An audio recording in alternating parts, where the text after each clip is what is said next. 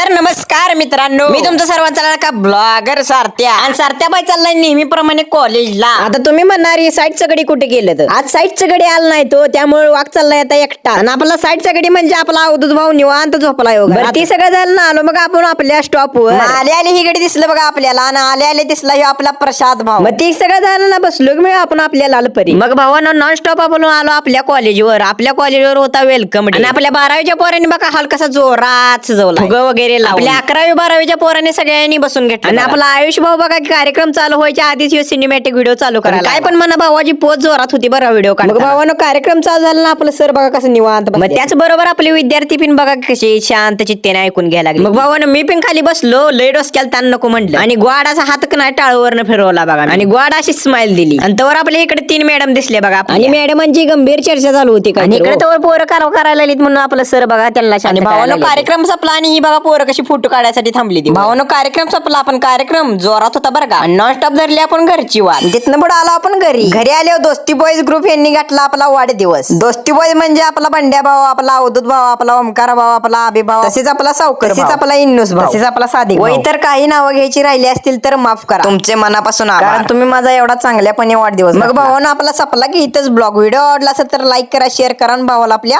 Follow करा. सपला विषय.